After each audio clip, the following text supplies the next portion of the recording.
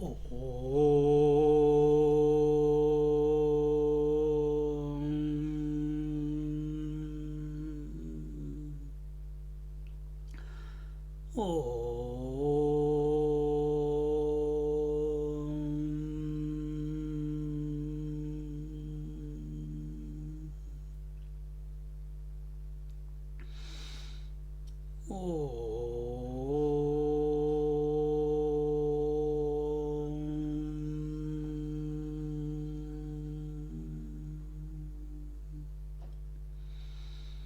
गुरुर्ब्रह्मा गुरुर्विष्णुः गुरुर्देवो महेश्वरः गुरु साक्षात् परं ब्रह्म तस्मै श्री गुरवे नमः तस्मै श्री गुरवे नमः तस्मै श्री गुरवे नमः. We are looking at the 26th verse. All that is said by speech is not the truth, and the truth is that which cannot be spoken of, as by measuring the length of a shadow, the height of a person cannot be measured. Similarly, through the speech cannot illuminate the truth. The speech can only indicate that that something, but it cannot come to know it. And uh, and as we told you before, that it cannot be illuminated by the speech, nor can it be understood, comprehended, conceptualized by the mind. This be very clear in your this what are we all doing? Searching for self. When we sit in meditation, instead of being the self, we search for the self. When we are listening to satsang, we have to be the self. By that, everything that is being talked about is about the self, which is the independent principle. But instead we take this as information, and this is the subtle discrimination that must go on within while listening. Am I still searching, or am I being? This is a very important point. If you are searching, you are in your mind. If you are being, you are then no dialogue is required. Truth there cannot therefore become the theme of speech. To express what the truth is by speech is as absurd as a person attempting to measure his own height by measuring his shadow. And that is not possible. Depending upon the position of the sun, the shadow will be big, small, short, hardly negligible. So, in other words, from the effects, cause can be inferred, but cause cannot be known. This clarity should be there. Because there are names and forms, the effect, the cause is the eyes. Can the names and forms come to know the eyes? No. Or the vision, principle of vision? No. Can you come to know the sun? No. Can the senses, the effect, come to know the mind? Not possible. Can the mind, which is erratic and impulsive, can it come to know the intellect? Not possible. Can the intellect come to know that which is throbbing in and through it, the conscious principle? No. The self is the unknowable and yet knowable. Unknowable, when the word unknowable is used, it is through the faculties, and knowable because that is you, not through thoughts. You don't need thoughts to know yourself. So, similarly, as foolish it is to measure your height by measuring your shadow, same thing we are doing through the usage of words, concepts, ideas, inferences, examples. We are trying to measure that infinite. By what? By the finite ideas, concepts, words. Finite can never reveal the infinite. Why? Finite is dependent on the infinite, but infinite is independent. It is self existing. See? Shadow is dependent. Your body is not dependent on shadow. So be very clear with regards to this. And therefore, somewhere the penny must drop with regards to, am I searching or am I being? I am. Full stop. Not even I am being. I am. Search is in the mind.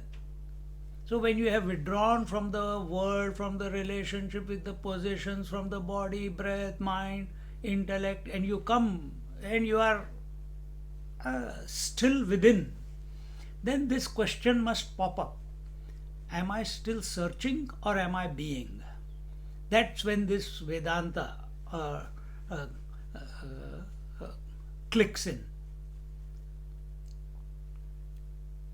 The example is continued. Sorry, we are in Amrit Anubhav, chapter 5, verse number, OV number 27. मग आपुलियाकडे मावितया से पडे ते लाज ही आंखुडे मविती जैसी. Later on, when the one who was measuring his own shadow realizes his fallacy in measuring, feels ashamed of his action and thus withdraws. Same point it's coming. It's a natural, what I was telling you, I had not read this verse, but it is a natural progression of the thought. See, automatically the mind goes in that direction. If we are subjective in our approach, automatically from thinking to non-thinking and to beyond thinking and non-thinking. These are the steps. First, from ignorance, you move to knowledge. And then you recognize that you are beyond knowledge and ignorance. These are the steps. Then this person who was trying to measure his own height by measuring his shadow realizes his own fallacy, feels ashamed of his own folly, and ultimately desists from that effort. Just like when 10 people who have crossed the river, and when they start counting, if everyone has come and they find there are only 9, and each one counts there are only 9.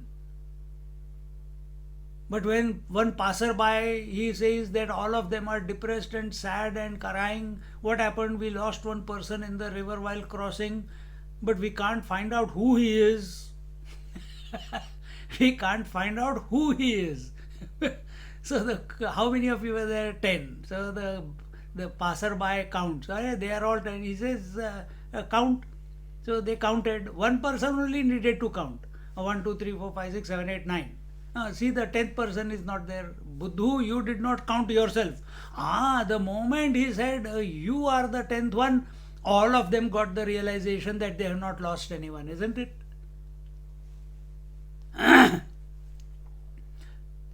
Similarly, you are that one. You are not the one because of thoughts. You are not the one because of emotions. You are not the one because of waker, dreamer, sleeper. You are not the one because of seeing, hearing, touching, feeling, tasting. No. You are the one. Full stop.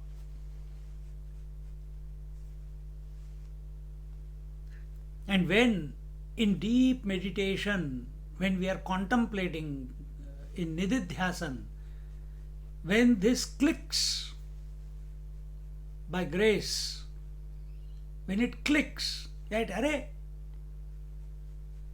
Why am I thinking about myself? I am. It must click. Then this search for who am I, it concludes. See, it is the search for who am I is a foolish search because you already are. And who is the fool? The mind is the fool. Who's existing in his own absence.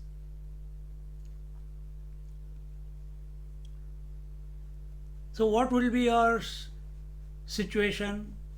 Right now, you are sitting there and looking, and suppose you have kept your glasses away and you are looking everywhere. Where is it? Where is it? Where is it? And it's on your head only. And suddenly you find your hand goes up and you say, Arey, what is the feeling? Arey, yaar. Unnecessarily I was looking everywhere and getting irritated. It was always with me. Same thing. It is always me. It is always the self. When this realization comes, then there is no question. At least be convinced of that first. At least be convinced. Then if you are convinced, then why is it not happening? Why you are not being? Because of the corruption in the mind. Then all you need to do is purify. And the more you become convinced, your conviction may be not 100%, that's why the corruption is still there. So keep focusing, keep accepting that you are the self in spite of everything, and let that disposition of being the self, initially it is a disposition only, of being the self, express in and through all your actions. Don't allow it to be corrupted. Remain aware of it all the time. We are talking about from conviction point of view. Well, it's not even a conviction, it's a knowingness, it's a beingness. Maybe we have not abided in it.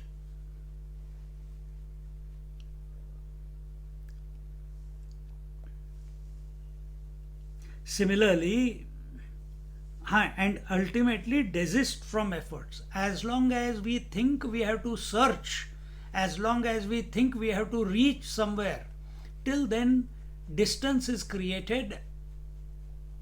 There will be distance, not created, there will be distance, and wherever there is a distance, there is separation, there is efforts. So, is there a distance between you and yourself? No. Who is searching? I am searching. Who are you searching? For myself, for the true I. But I is the same. All that you require is be the I without the thought. Or be the I in spite of the thought. But as long as you keep this thought in your mind that I have to come to realize myself, it is a helpful thought initially. But somewhere it must click that this is the most stupid search. So, oh, it is a stupid search, so I don't need to search. Then what do? Watch serials on the TV. Then you will get me even more miserable. So better keep searching. And when you are in deep contemplation, at that time invoke, be available to this realization that the self is not gained through efforts. This we saw it in Kenopanishad also. Na karmana na prajaya dhanena tyagena ike amritatvamanashuhu. Na karmana, not by efforts, not by desires. It is the self is gained only by renunciation. Renunciation of what? Renunciation of thoughts. So, what is the thought that is keeping us in the loop of relativity? The thought that I am the body. This is the loop. This is the thought. This needs to be discarded, dissolved. Or this thought, once that is dissolved, then next thought will appear. What is that? I am the soul. Then that needs to be dissolved by exposing yourself to the scriptures like this. So, which you are already doing. See, once we know the path, once we know the, what do you call, uh, the goal, once we know the GPS, where you are and where you need to be,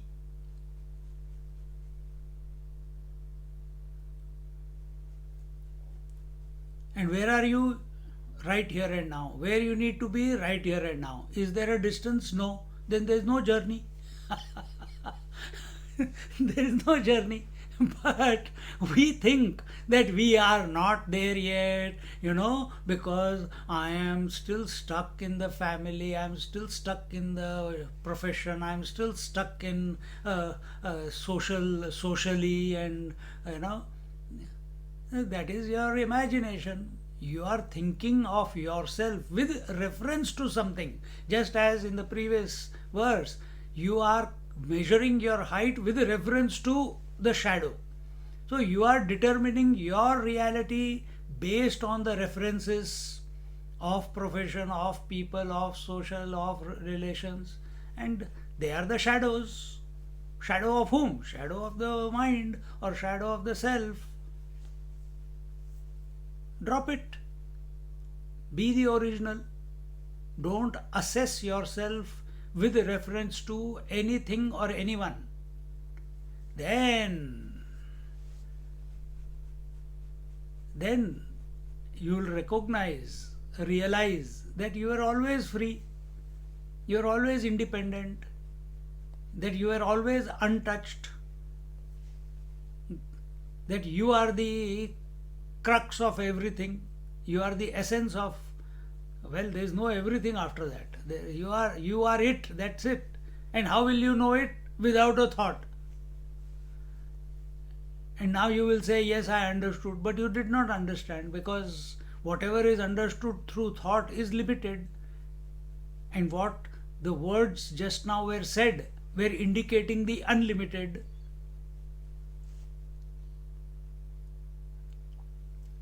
So, through this entanglement of thoughts which are born out of reference, thoughts are only born out because there is some reference point. If there is no reference, there will be no thoughts. Or even if there are thoughts and you are independent, you allow the phenomena to continue. But not at this moment. Get to that point. Similarly, Satchidananda is the shadow of Paramatman. So Satchidananda, remember, these were the words. Why were they used? They were used to counteract Asat, Achit and Dukkham. So what is Satchidananda? Satchidananda is the words are the shadow of the Paramatma. Just as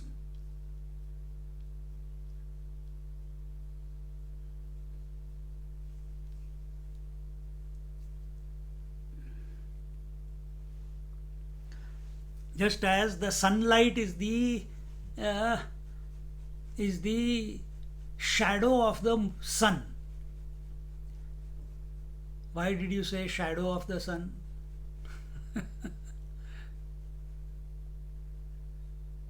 If you think in a different way, you know sunlight only as brightness on the earth. You go outside in the space, the sunlight is dark.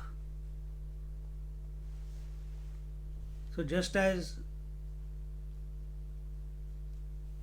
Satchidananda is the shadow of the Paramatman, Maya is the shadow of the Ishvara.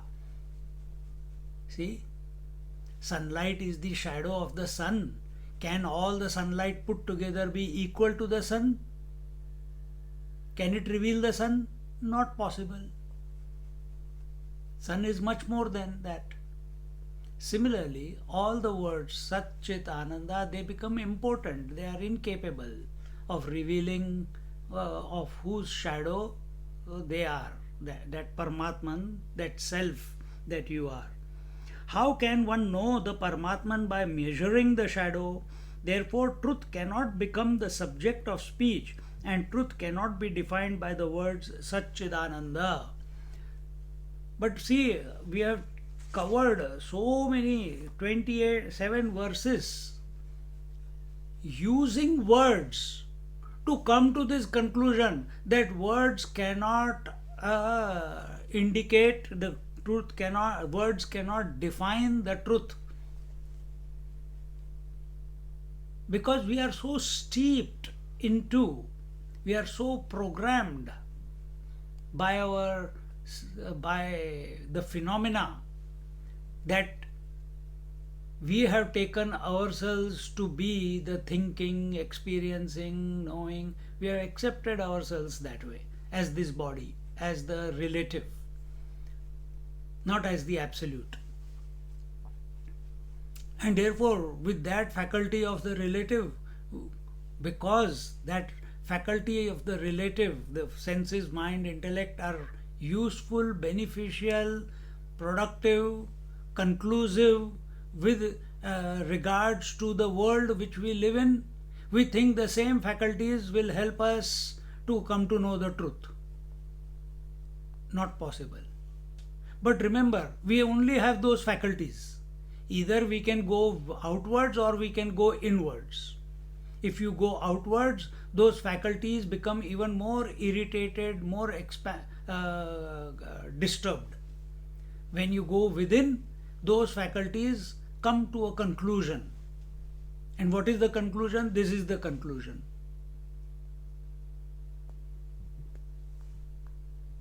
Just like all the expansion that happens, you got up this morning, 6 o'clock, 7 o'clock, some of you earlier, and you will think of so many different things. You have started the morning with meditation, then satsang, very nice way to begin the day.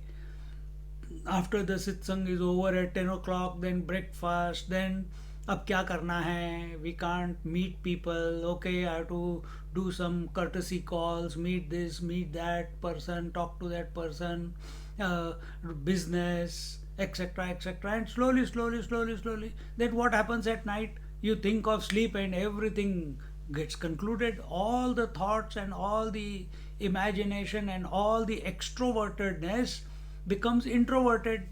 And when you think of the sleep, what happens? You are going within, and when you go within, introvert, all the thoughts and the mind find a conclusion. They become free of all disturbances. Yes, that disturbance is under the spell of ignorance.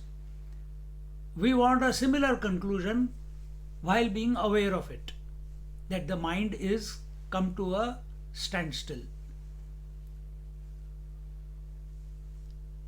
And now work yourself towards that.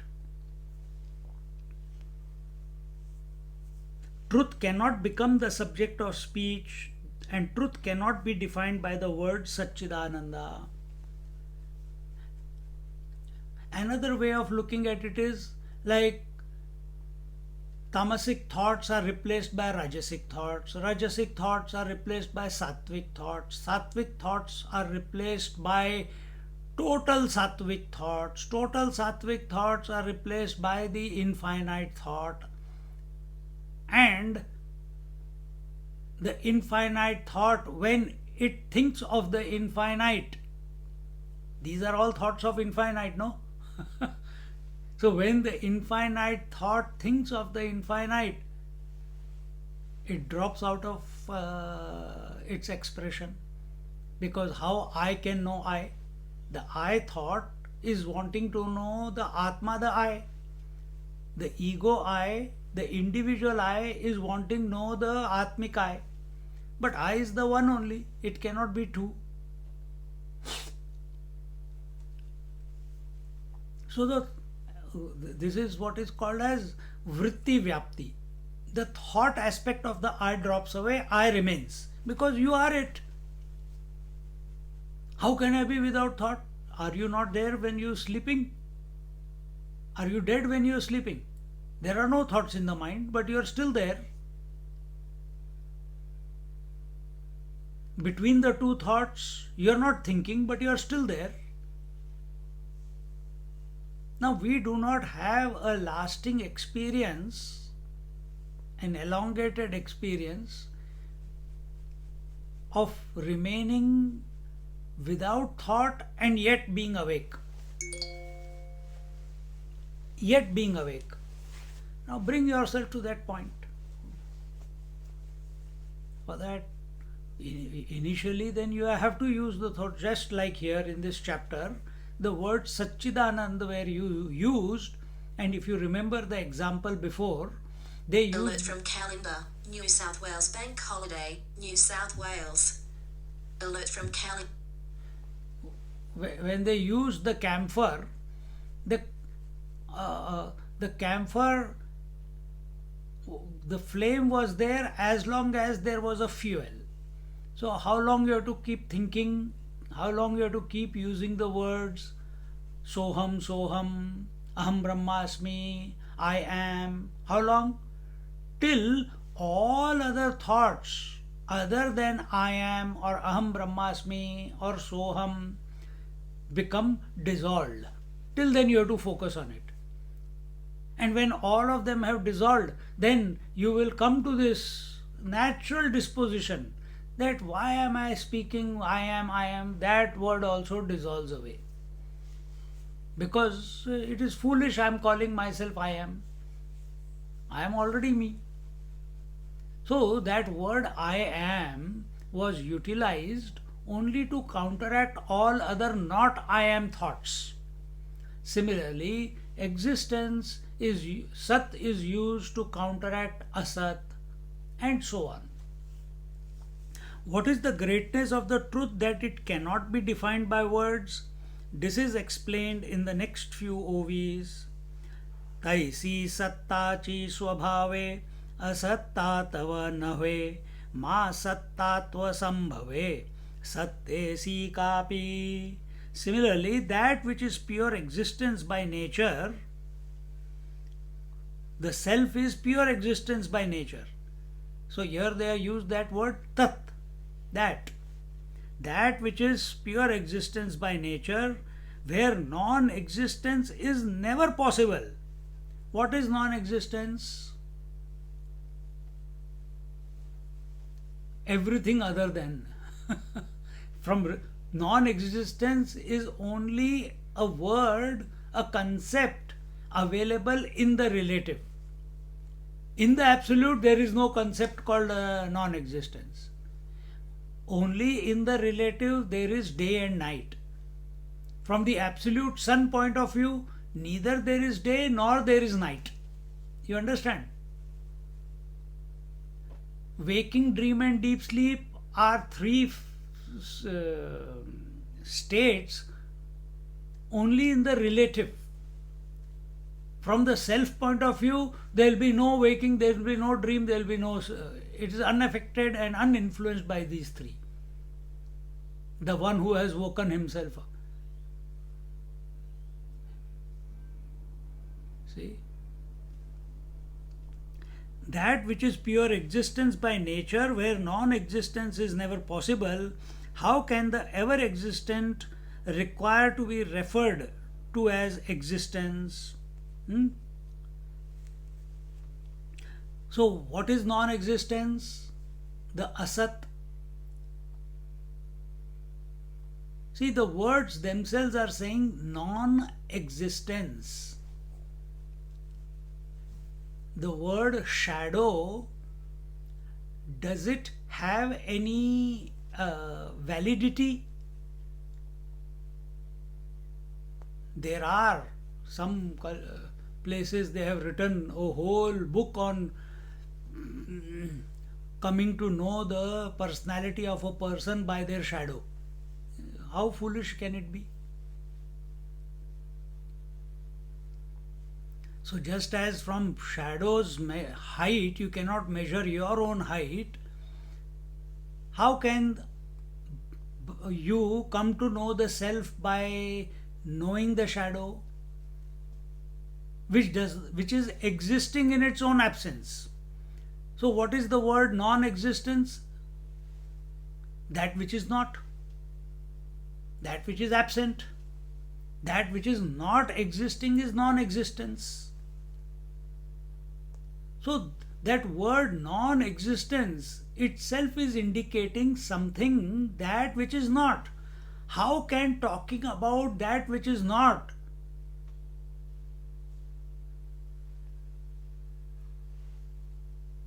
you will conclude that which is?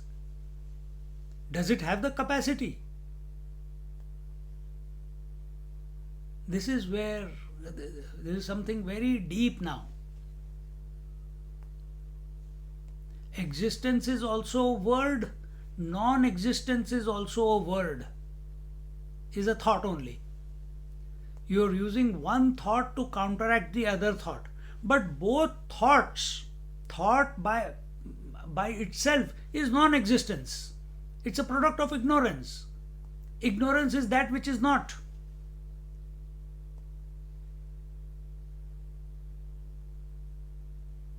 See?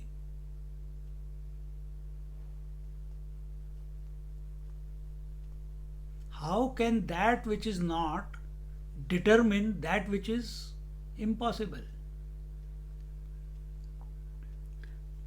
That which is pure existence, where there is no possibility of non existence, where is the need to call it satta or existence?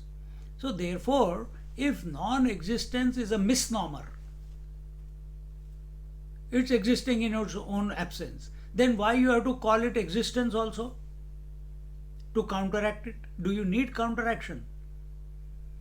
Do you need the word existence, which is indicating the truth?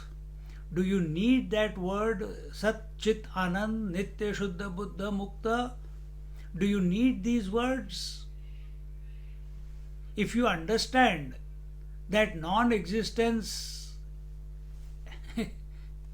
is existing in its own absence, it is mithya, it is an illusion,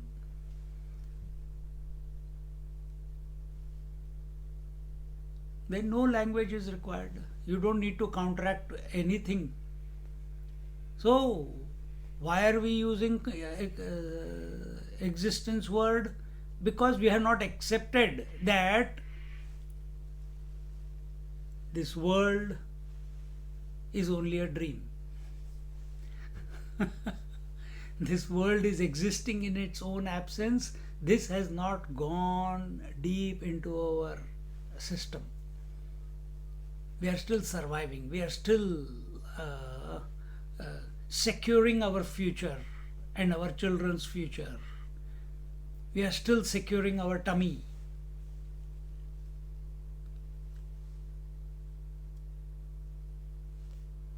The one who has accepted the world to be non-existence, if you have really done, then such a person's disposition will be very different. Then there is no dialogue required. Because he knows he is it, that's it. That which is pure existence, where there is no possibility of non-existence, where is the need to call it satta or existence? Because there is no possibility of one's own absence. Now the other way. We have never been absent. Thoughts become present, thoughts become absent. Waking becomes present, waking becomes absent. Dream becomes present, dream becomes absent. Samadhi becomes present, samadhi becomes absent. Emotions come and go. Presence and absence we are talking about. Emotions come and go, concepts come and go, ideas comes and goes, imaginations come and go, childhood came and went, teenage came and went, youth came and went, middle age came and went. Every moment is coming and going. Every moment is coming and going. But do we feel that we have come and gone?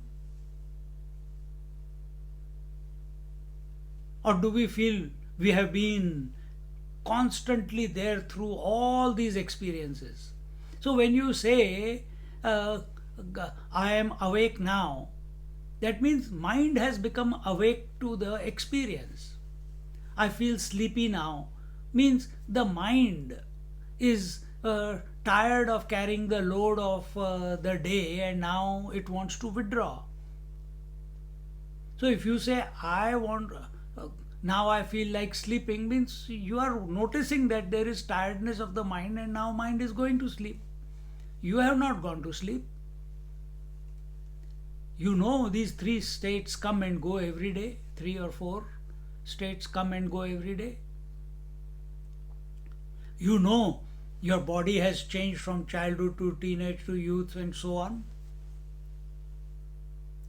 You know hunger has come and hunger has gone. You know breath has come and breath has gone. You know seeing is happening, and when the blink is there, there is absence of seeing. Then again there is seeing, then again there is absence. This is your experience of the relative at this very moment. And while all these different continuous shunting between happening and not happening is taking place, do you feel that you were absent when there was nothing happening? Or do you feel you were present or absent when something was happening? No, you feel that you are always there, isn't it?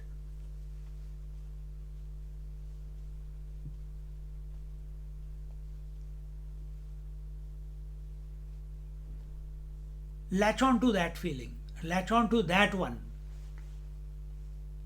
be that one.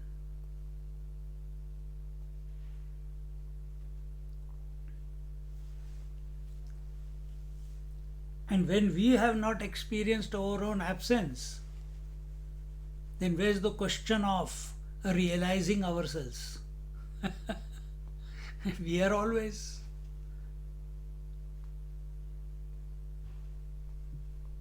Words are employed only to separate the identity of one group of beings from another, such as human beings, birds, reptiles, animals, etc. But in pure existence, where there is nothing else except itself, can there be such a word called existence to qualify existence? No. From absolute point of view, it alone is Purnamada Purnamidam. From water's point of view, only water is. There is nothing called ocean and wave from water's point of view. Outside water, when you look at water, there is ocean, there is water, there is droplets, there is froth, there is tide. But from water's point of view, Ishavasya Midagam Sarvam.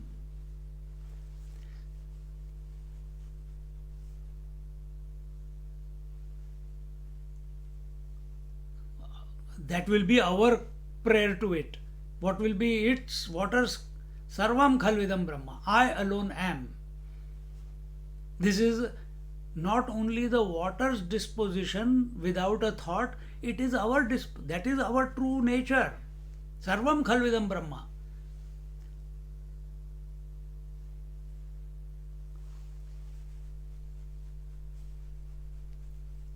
Self cannot be that I am and the world is. No. Self is one without a second. Ishavasya Midagam Sarvam Yat Kinchit Jagatyam Jagata. The multiplicity, the duality, the diversity, the names and forms. Yat Kinchit. It's hardly. How much space do all the waves occupy on the infinite waters? How much space?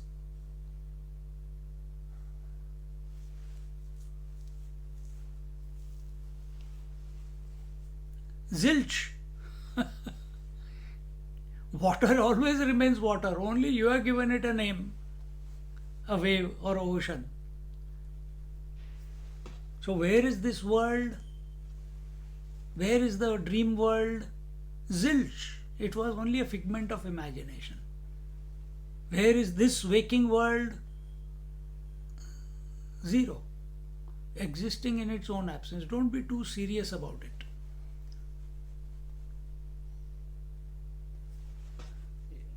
If at all, be yourself. But where we have accepted ourselves as the body, there the world begins.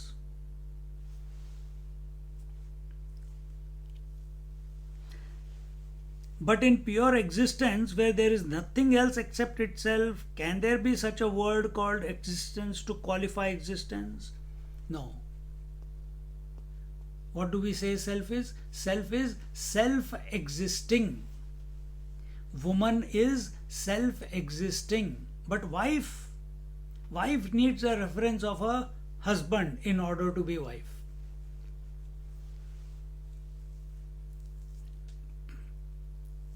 Woman is transcendental to the wife, to the daughter, to the mother, to the sister.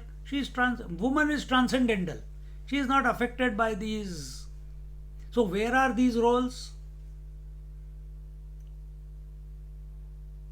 Where is the samsar? Samsar is for these roles. Sansar is not for the woman. Sansar is for these roles. Wife has her own sansar, mother has her own sansar, sister has and so on. And where are these roles? Existing in their own absence. They are only imaginations. Exactly the same way. Replace the woman with the self and replace the roles. What are those roles? All this body, breath, mind, intellect, world.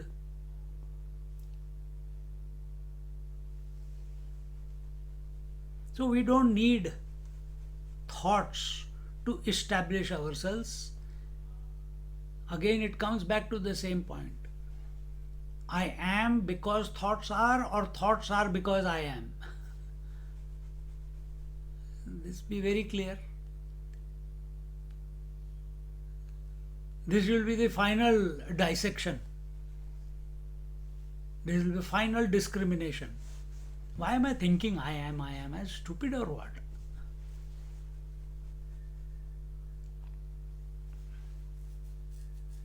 Therefore, this wrong use of the word Sat is the result of persistent relative thinking of continuing attention on presence and absence, continuously buffeted by the coming and goings, continuously being ruled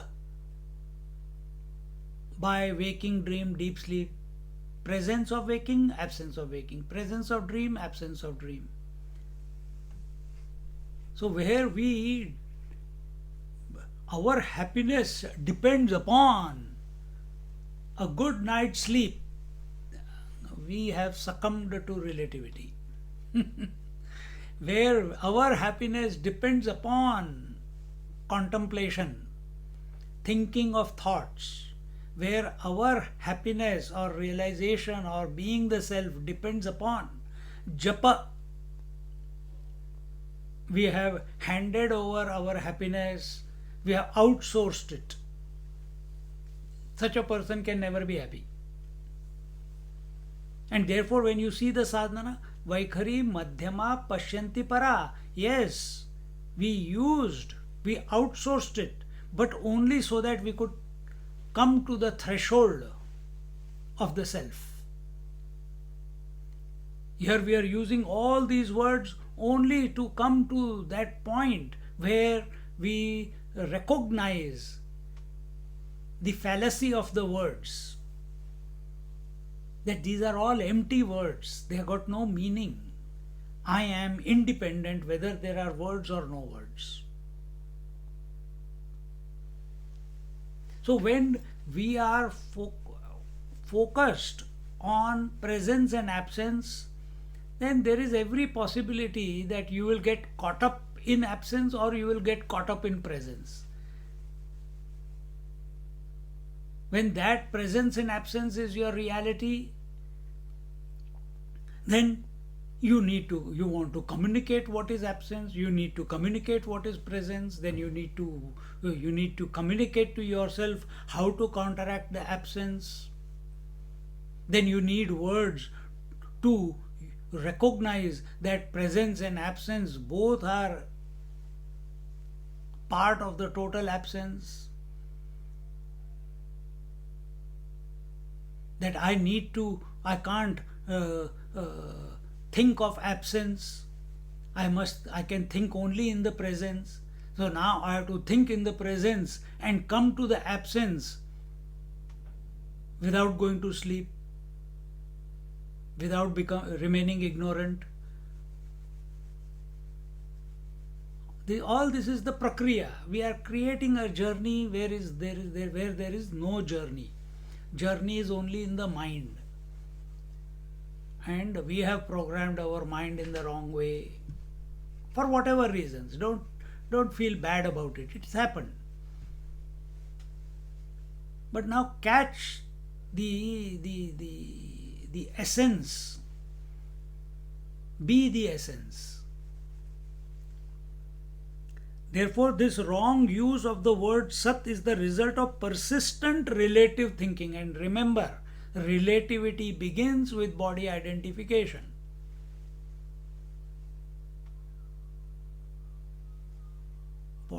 Relativity begins with body identification. Mind cannot exist if there is no body. Only when at a relative level, again we are trying to explain, consciousness and matter, when they come together, then a third thing is created called mind. When electricity and bulb come together, a third thing is created called light. So when man and woman come together, then third thing is created called husband and wife. Both are existing in their own absence. Light is also existing in its own absence. Electricity is ever. Bulb can be created, can be destroyed. Electricity is always. Same way, you are continuous one. You are not affected. Just as electricity is not affected whether there is light or no light. Electricity is not affected whether there is a bulb or no bulb. It is continuous. Are you the one who is continuous? Or is our attention on the phenomena? And the moment we come to the phenomena, the rule of the phenomena is manifestation, unmanifestation, presence and absence, presence and absence. That is phenomena. Go from the subtlest to the grossest, same thing is happening day and night, birth and death. See? Blinking, not blinking, listening, not listening, breathing, not breathing, waking, sleep. This is phenomena. So where is our attention? Is our attention on the continuous one and you are being the continuous one? Or is our attention on the phenomena? While listening right now, is our attention on the words? They are coming and going, presence and absence. Or is our attention on the continuous principle that I am, and the phenomena of listening and not listening is going on? Yes, you may be listening for 1.5 hours, but with every word, when a word reaches your ear, listening is taking place. And before the second word reaches your ear, there is a gap in between, so no non-listening is taking place.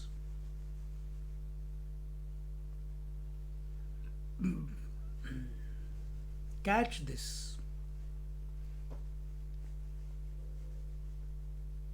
Once we catch this, nothing can affect us, nothing can enslave us, nothing can entangle us.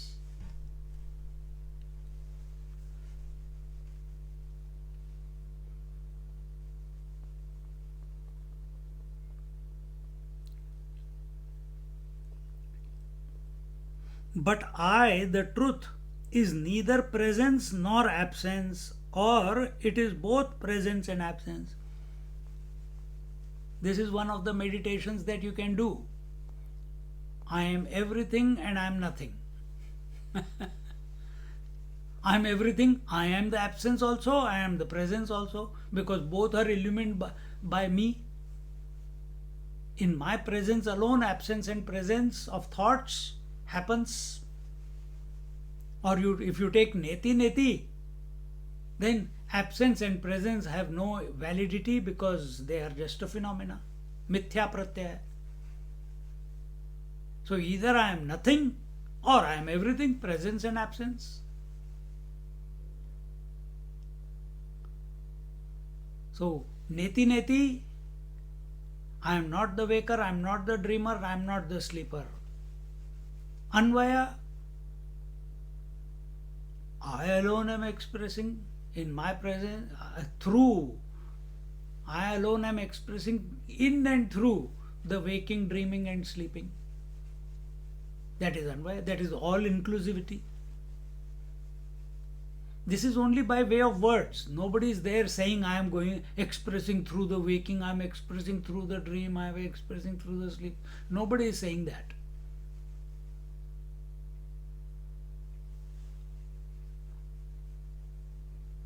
All this language is used, yes, to communicate something, but we are trying to communicate the uncommunicable. Self cannot be communicated through words. Words have their limitations. And words are present. And who are you? Beyond the presence and beyond the absence. Beyond the manifest and beyond the unmanifest. So here Swamiji says, but I, the self that I am, the truth, is neither presence nor absence. निकाल दिया सब कुछ. Or the I is both the presence and the absence, which we have said. That means absence, in which case they cancel each other mutually.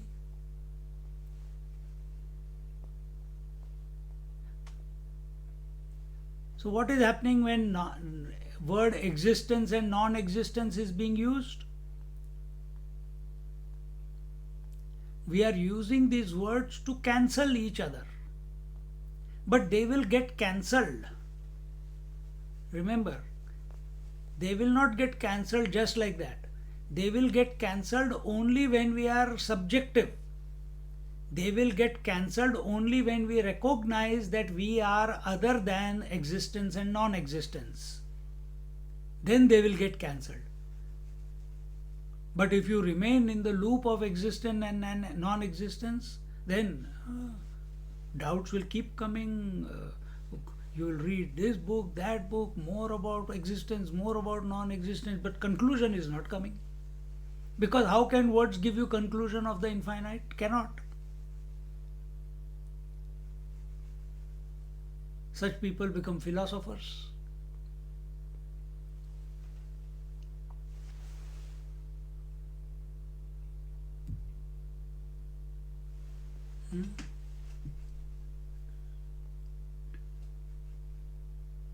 That means I is other than the presence and absence. Yes, I is other than the presence and absence. It is said because from I's point of view, the true I, the truth point of view, there is nothing called absence and presence. From sun's point of view, there is no presence of day and absence of the day. There is no presence of sunrise and absence of sunrise, presence of sunset and absence of sunset.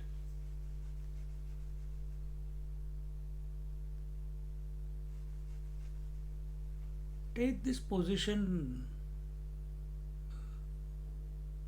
in yourself. Suddenly everything will be crystal clear. That means I is other than the presence and absence. That being so, it is meaningless to call it presence Sat and absence Asat. Both. So even if we say the truth is Satchidananda, then it will be useless to call it Sat also. So is it ever possible to call existence as existence? The word Sat is therefore useless. All criteria such as Sat, Chit, etc. are null and void in the absolute truth. Just as all expressions of water are null and void from the absolute infinite water's point of view, similarly,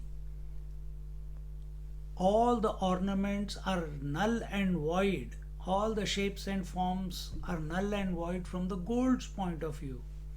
Similarly, from the self point of view, all words, all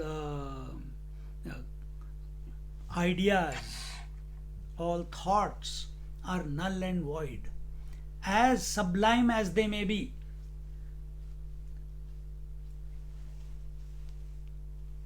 मैं तो सच्चिद आनंद स्वरूप हूँ, बोलते रहो, भजन गा लो. But that's only a euphoria, it's only an ecstasy that you are going. But ecstasy also comes and goes. Ecstasy also comes and goes.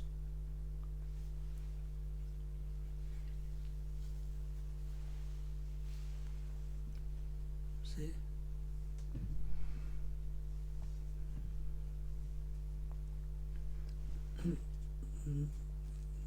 The relative cannot stick to the absolute. In the relative cannot be without the absolute. That is one thing. But from absolute there is no relative. And in the relative, the word absolute, now if you use the word again, we use the word existence. Existence is absolute only. Same. So we use the word to counteract, but no thought, no word, no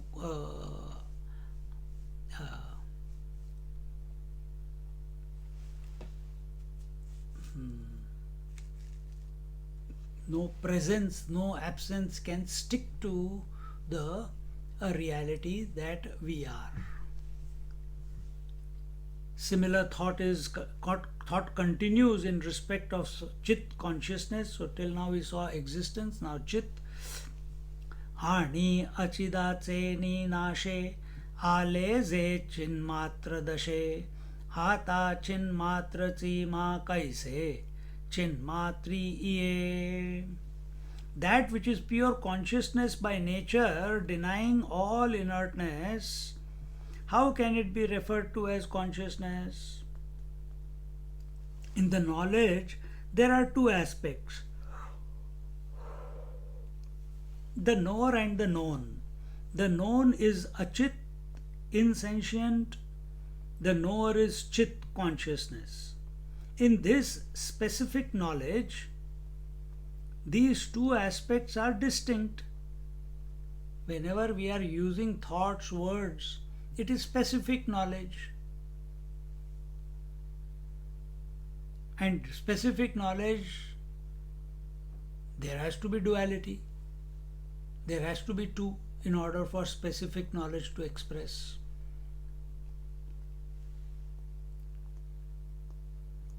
These two aspects are distinct.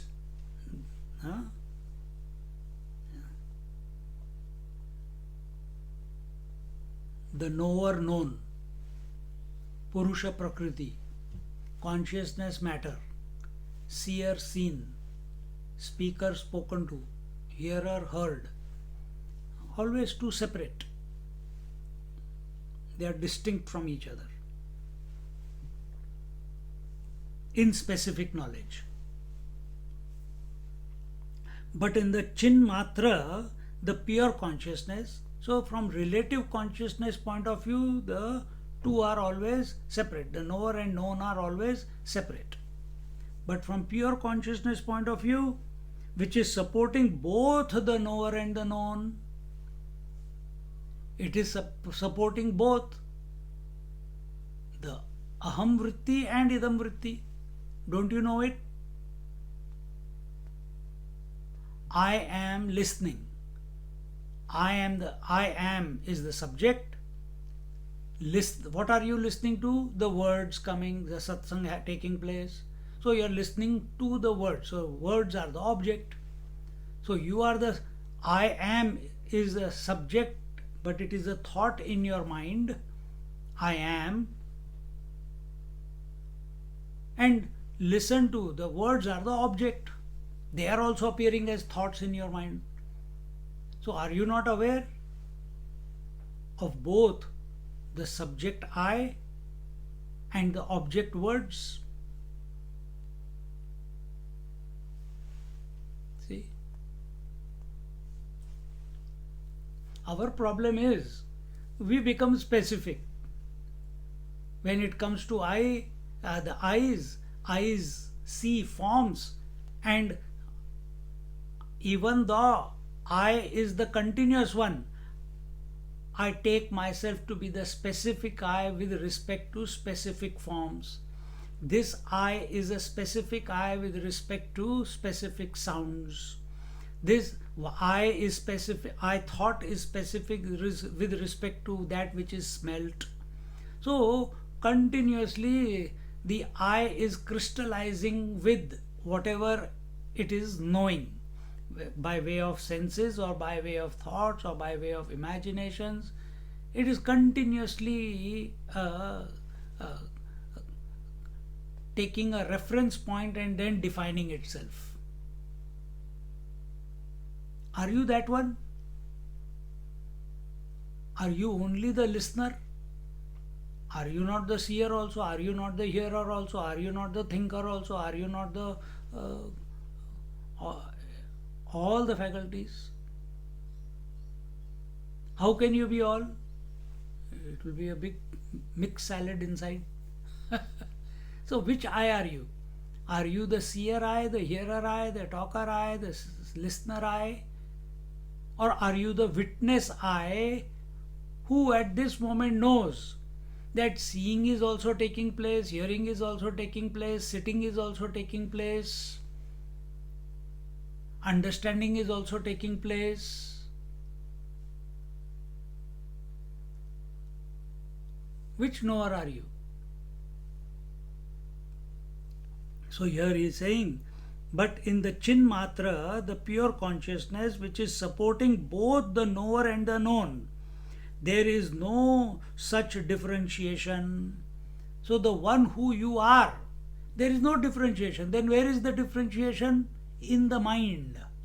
Thoughts are appearing in the mind. No, but can you say consciousness with thoughts is the mind? You come to the consciousness, there will be no mind.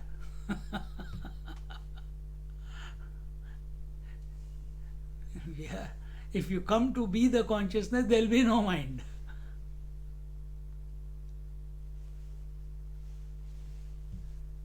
Because your attention is on the form called the body, therefore you are feeling that you are not, there is something called consciousness. But once you come to be the consciousness, then all objectivity will drop away by itself.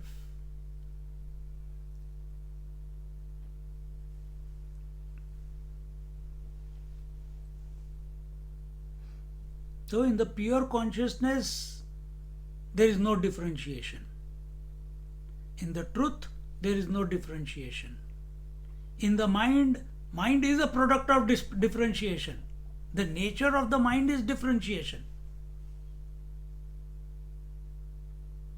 Aham idam. This is the basis. Triputi is the basis of the mind. Oh, what about the waking experience? Waking world, waking experience? Also in the mind only, intellect. Dreamer, dream world, dreamer, in the intellect. Oh, so I'm not the waker, I'm not. No, you are not. Then who am I? The undifferentiated one. Who is the undifferentiated? The one who knows that these three come and go every day. That one you are. Do you know these three come and go every day? Yes. Then stop being the waker.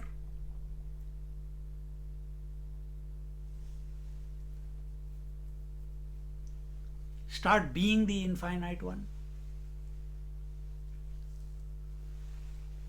Or be aware of the infinite one in and through the waking experience.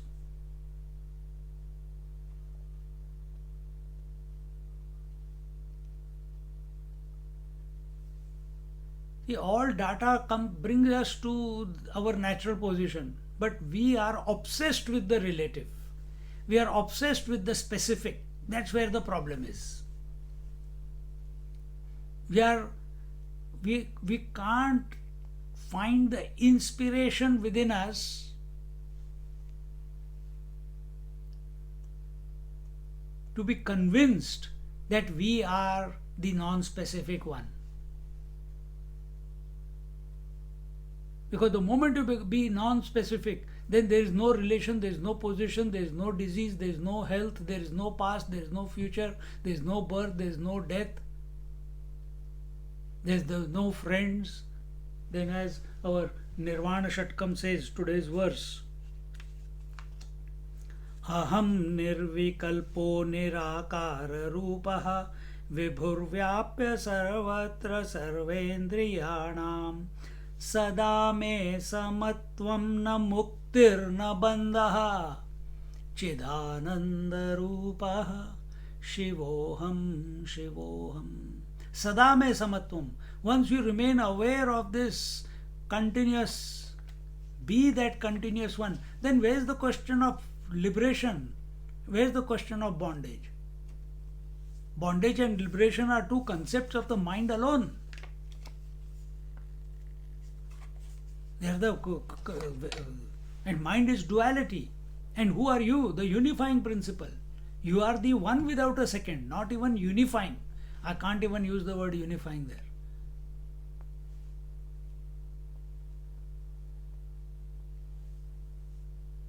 The word unifying is used only to inspire the student that there is one which is keeping the whole thing together. Sutre mani ganaiva. That will be the unifying principle. But that is only told because you are not ready to look beyond.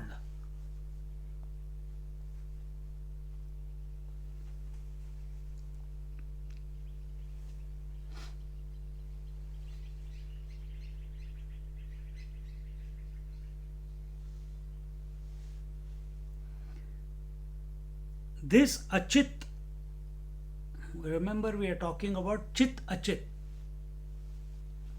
This achit inertness is also destroyed. So in the pure consciousness, in the true I, the inertness also is dissolved, melted, etc. Knowledge takes place in the mind, but the mind is also an object of knowledge and inert. Knowledge takes place in the mind. Remember just now in Bhagavad Gita chapter 18 we are doing the Gyan. We saw what is Jnana. What is Jnana? The Jnata, Jnaya and Jnana. The knower, known, knowing.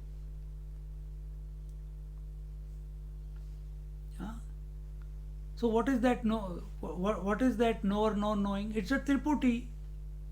It is a general, it's the phenomena. So there are two. Where there is knowing of specific, it is in the mind. It is when it is non specific knowledge without a thought, that is the self. So decide which one you are at this moment. Are you thinking I am? Then you are in the mind. And if you are in spite of the thinking, then you are it.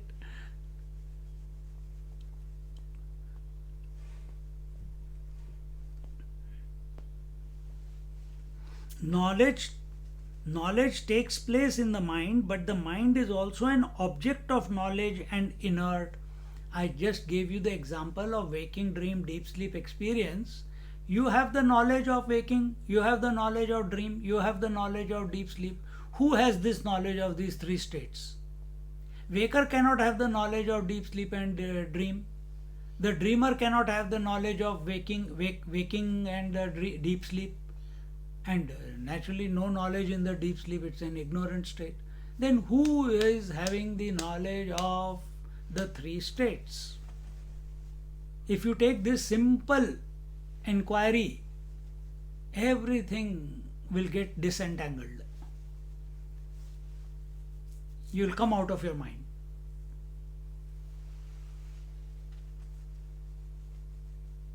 You will pop out of it. You don't have to do anything. Am I coming out? Am I not coming out? No, you just, who is the one that, or I am the one who is knowing. But then I am also the waker. It is the waking thought.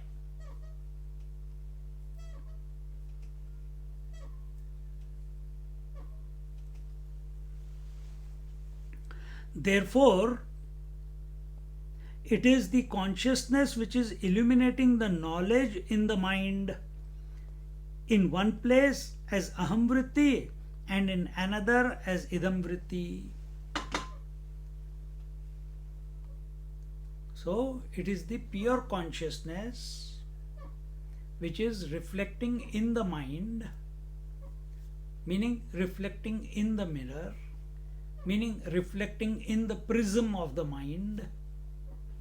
When the light reflects through the prism, what happens? On the other side, you see the 7 colors, isn't it?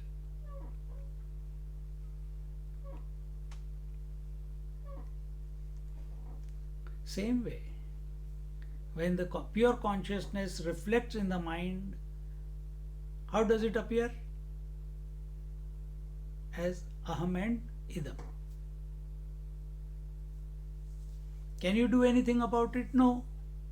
It's phenomena. Mahatmas also speak, I am hungry, I have to eat, I have to go now. They speak, but they are not enslaved by that speech. They can change also.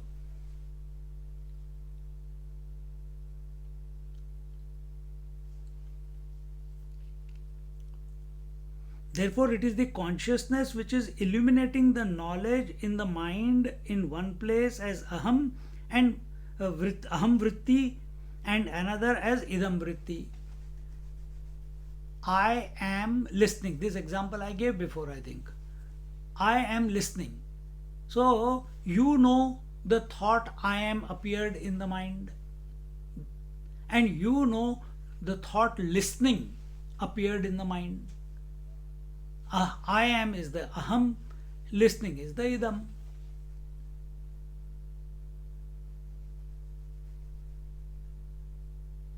But you know what happens? We become the I am thought. We take that, we get identified with the I am thought and lose the plot that we are the overseer, that we are the witness, we are the observer of the aham and idam coming and going. Because triputis come and go, they cannot remain continuous.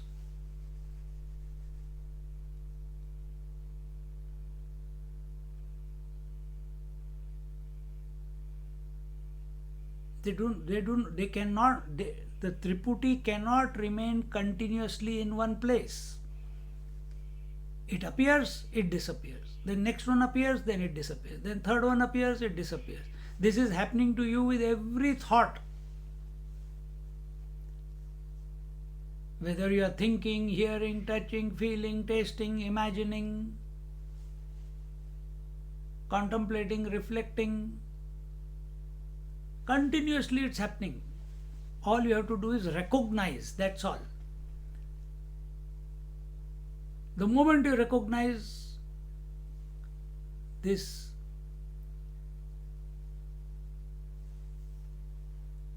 the speed will slow down. The moment you recognize that this is happening, the speed of the Triputis appearing, it will slow down. But recognize first that you are other than these three. You are other than the Aham and Idam.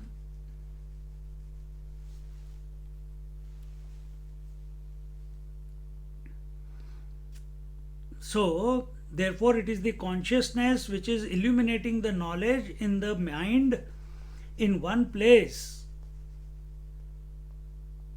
as Aham Vritti and in another as Idam Vritti. Just like the sun in the atmosphere of the earth is illuminating, expressing, the phenomenal expression of it is day and night. Day is Aham, Idam is night. Aham is day and Idam is night, for example. See?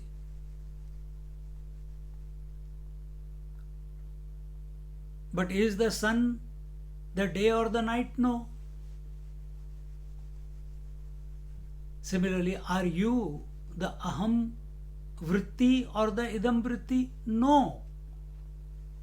Aham Vritti is specific, Idam Vritti is specific. Vritti means thought. The I thought is specific and the that thought is specific. In this example of I am listening or I am speaking, I am is a thought. It came and it went away. But it came with reference to what? With another specific listening, the words. They also came and they also went away. I should say, it also came and it also went away. Then next one, then next one, then next one. Again, these three are coming and going. Just as day and night are coming and going on this earth every day. Is the sun affected? No. Should you be affected by Aham and Idam? No. Are you affected? Yes. Then do something about it. Then do something about it. Recognize this principle that you have latched on to that which is coming and going, and that is the source of all your misery. That which is not permanent is the cause of your misery, because you have taken that which is coming and going to be real and you want to hold on to it. Whether it by way of relations, by way of possessions, by way of this body, by way of the health. That which is specific, the nature of specific is birth, disease, growth, disease, decay and death. It will go through that. That is the nature of specific. And you are identified with that and wanting to make it permanent. It is not possible. Including I thought. I thought also came into existence. It will stay for some time and then it will die away.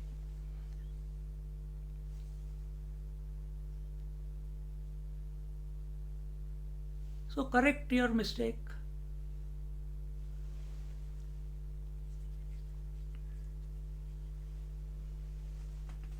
Every thought has an independent existence, meaning you are listening to me talking for last 1 hour, for 25 minutes. It's one event. You have been continuously listening for 1 hour 25 minutes. but actually you have not been continuously listening. In this 1 hour 25 minutes, 26 minutes, I must have spoken thousands of words. Thousands of words. And with every word that came to your ear, there was a triputi, the subject, object, and the so I am listening. With every thought, every word that came to you, a triputi was born. And each triputi, each triad has got nothing to do with the next triad. Just like today's triad of waking, dream, waker, waking experience, and waking world has got nothing to do with yesterday's. Or I should say, let's take the dream one. The dreamer, the dream world, and the dream experience, what you had last night, has got nothing to do with the dream experience you had the previous night. So is true with this waking experience and yesterday's waking experience and all waking experiences. Fine tune it, focus more in the waking. When you have come to this triputi from waking, waker, waking world, and waking experience, we are coming to the aham, idam, and the knower, known, and the knowing, or the hearer, heard, and the hearing. Each one has got nothing to do with the next one.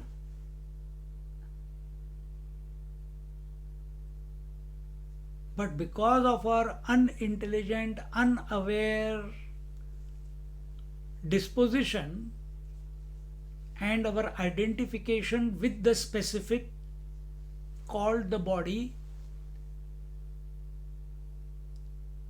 we tend to give validity to this I thought as a continuous one. I thought is not continuous. So every time you are saying, I am speaking to you, Swamiji, I am breathing right now, I am talking to you, I am listening to you. So all these are different events. With every thought there is a different event, independent event. But you have created a imaginary continuity, just like that sparkler. You have taken that imagined continuity to be you.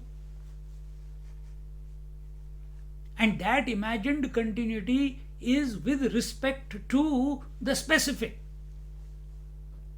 And who are you? The non-specific one.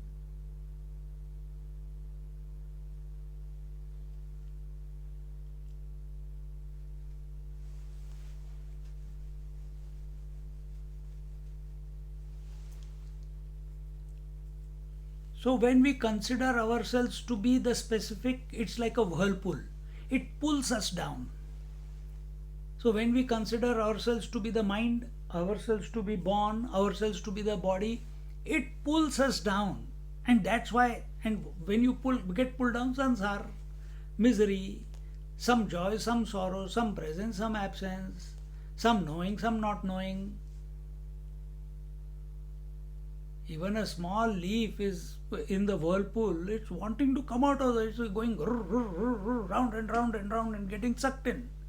You are also getting sucked into waking, dream, deep sleep, waking, dream, deep sleep, waking, dream, deep sleep. You are also getting sucked into me, my husband, my wife, my children, my relations, my house, my possessions. Whirlpool, whirlpool. उसी में घूमते रहते हो, घूमते रहते हो, घूमते रहते हो. How do I secure this? How do I maintain this? How do I expand this? And as long as you are thinking of the specific and wanting happiness, it is an impossible task, impossible endeavor.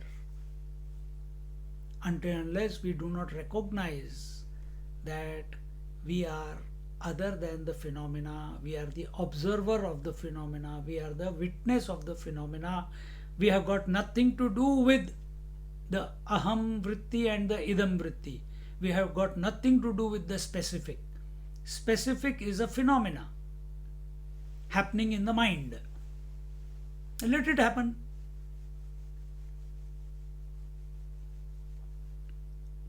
Every thought has an independent existence. The mind in its womb takes the shape of an object, and this is called vritti or thought.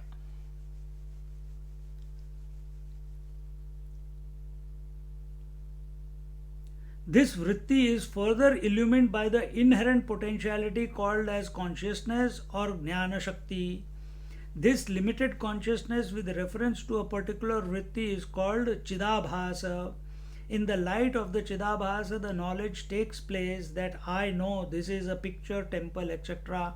This is now in 30 seconds I cannot cover that topic. Let's dive into it in our next class. But try to catch throughout the week that you are not the specific. Be aware of the thought, specific thoughts. This I thought is also a specific thought. Aham and idam both are specific. Waking, dream, deep sleep are all specific. Past and future is all specific. Body is specific. Mind also specific. Intellect also specific. Thinking about the self also specific.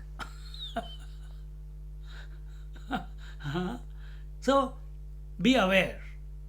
We are not saying don't think this or don't think that. Let the phenomena do what it needs to, whatever its journey is. You remain, don't become anyone. You maintain a poise of not identifying with the specific, rather than be the illuminator of the specific. Do this practice for till next Sunday. Then we'll go deeper into the how a thought becomes alive in our mind. Om Purnamada Purnamidam Purnaat Purnamudachyate Purnasya Purnamadaya Purnamevavashishyate. Om Shanti Shanti Shanti. Hari Om. Shri Gurubhyo Namaha. Hari Om.